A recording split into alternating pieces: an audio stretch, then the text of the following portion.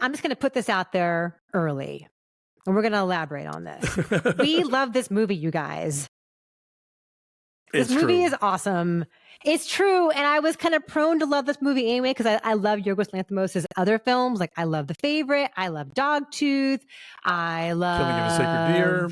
Killing of a Sacred Deer, all of them. Like, name one. He's just awesome and strange and specific. And so I knew I was going to go into it loving it, but he has completely outdone himself this time. And it's astonishing. So we'll talk more about that. You guys subscribe first, though, if you have not, because we are really in it, guys. We are in the thick of award season, and we will always do movies like Poor Things for you. Not all channels do. We always will. This is our bread and butter here with this kind of film. So hang out with us. We'd love to see you all award season long. I am Bella Baxter, and there is a world to enjoy, circumnavigate.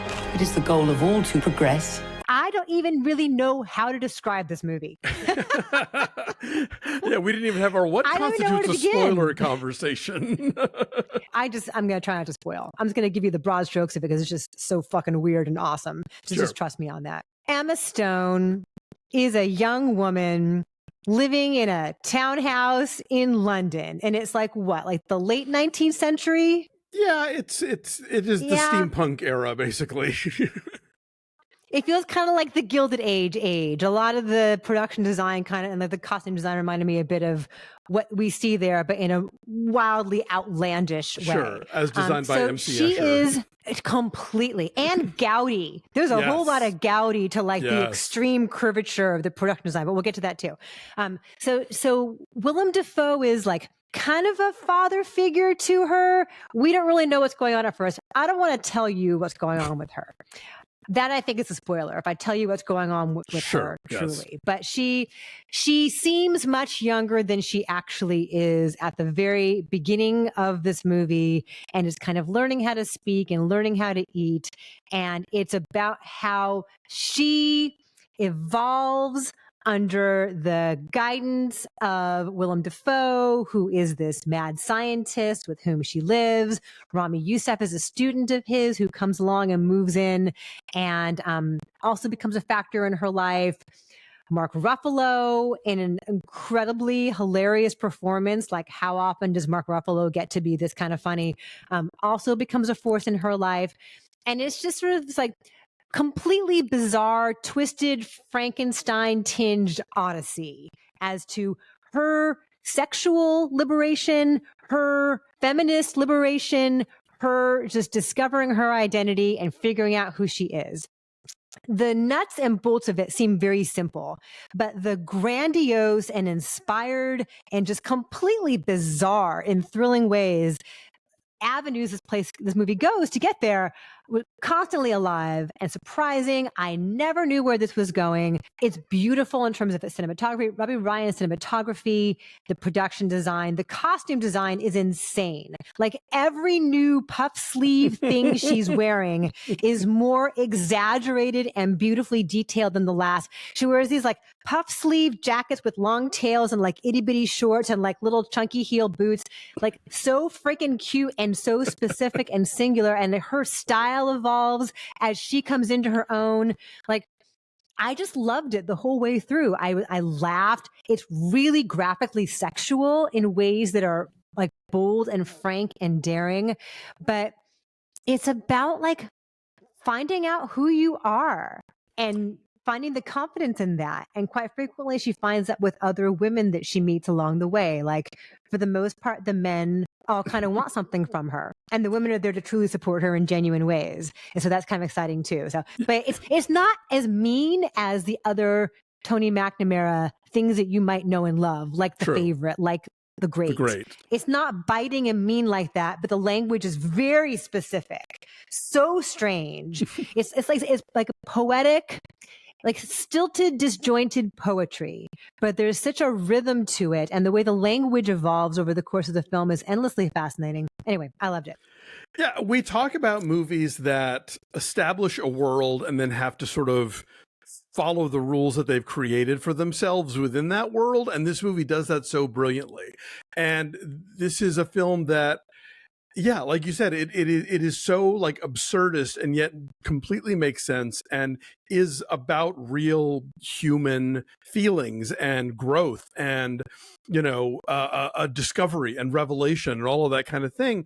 But at the same time, it is so just visually extravagant and loopy, and has this nutty sense of humor, but never in a way that undercuts the humanity of the characters. You know, I've talked about this before. Like, I got to see this at a festival, and one of the things I love about going to like the first screening of a movie like this is trying to avoid knowing anything going in. So I walked into this movie with absolutely no idea what I was in for. And so we're trying to be as vague as possible in this review to give you that experience as well. When we do a score for a film, we're judging, you know, what were they aiming at and how close did they get to hitting it? And some films are aiming down here and some films are aiming way up here, you know, and that's this, you know, and it's their success scale that you're looking at, not just where did they aim or whatever. And this movie is like shooting for the fences and hitting the fences. It's exciting and it's funny and it's outrageous and it is moving and all the things. The performances are so great. Mark Ruffalo, oh my God, I've never seen him so be this funny. charming. I want to live in a world where Jerrod Carmichael and Hanna Schygulla are traveling companions. I want all of this. It's bananas, and it's in the best way. And I think this is, if I see a better film in 2023 between now and the remaining weeks, I will be shocked. We have not yet sung the praises of how awesome Emma Stone is in this, because it's a technically really precise performance in small ways and in giant, weird, gonzo, broad ways. And you always believe her and you root for her. And it's thrilling to watch her come into her own.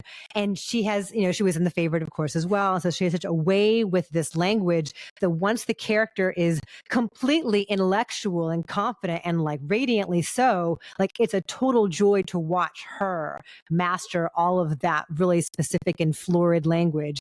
So it's a great, great performance. And a really, at first I'm like, oh, this is like broad and weird, and then the more it like gets fine-tuned, I appreciate where she came from to get to where she eventually ends up. So it's an incredible bit of work. And I want to mention also, Holly Waddington is your costume designer. And I talk a lot about costume design here on our little YouTube channel, but I think it says so much about these people in a film like this in particular, because the clothes change with, not just for her, but for Mark Ruffalo too. Sure. You know, Ramy Youssef's really good in this too, because he's like the one source of warmth and reason in this outlandish, crazy world.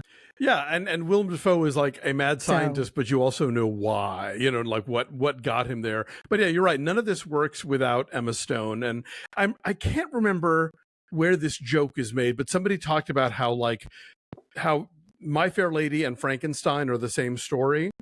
And I think this movie very much underscores that idea. Yeah, that's a good point. Yeah. Like anything could happen in this film, so much so that you might even see lightsabers and they wouldn't seem strange to you. I would buy it. Yeah, we have a deal with our friends at End Sabers. They make these really fantastic NeoPixel lightsabers. They have a wide range of them, from sort of simple models for beginners and for kids to really elaborate models for very serious cosplayers, a wide variety of prices. We have a discount with them. Our link is below. Our code is breakfast all day. If you want one with Cal Kestis or Leia or Mace Windu or Kylo Ren, whatever, they have very specific custom models and they light up in different colors. They say things. So we have enjoyed working with them. So check out End Sabers. But like, even though this is late 19th century, there's like trams, like floating trams and like transportation that seems very futuristic here. That's unexpected. Yeah, it is. Like I said, there's kind of a steampunk mentality here of you know, taking that period's technology as to the nth degree in a way that does feel like something otherworldly and almost science fiction-ish. But none of this would work if it weren't about the human core of this, which it has. And so I think it's firing on all these different cylinders in such a wonderful way. I also want to mention really fast, there are these really cool little interstitials, and they're like animated and kind of floating in a way that reminded me of Breaking the Waves, of the interstitials in Lars von Trier's Breaking the Waves, where it's like beautiful and kind of melancholy and haunting and scary all at once. So I thought that was a nice touch in a film filled with really beautiful specific touches. Absolutely. So what's your number then? I said a 9.8 and, probably a 10 on a better day. I don't know what I was thinking when I said 9.8, but it's all up there. It's an A+. You can claim your 10 now. You can say 10, without fear of reprisal. Now, you know what? I disagree with myself on Metacritic, and I hear about it later. So I'm going to 9.8, but just know that I really mean 10. I'm saying 10. I'm going to go for it. Excellent. For me, this is the film of the year, and it totally exceeded my expectations. If you've seen the trailer and you think you know what this movie is, I promise you don't. For sure. There's so much more to enjoy. So the Poor Things is out theatrically on Friday, December 8th, probably going wider from there. We'd love to hear what you think about it because you're going to dig it. So let us know.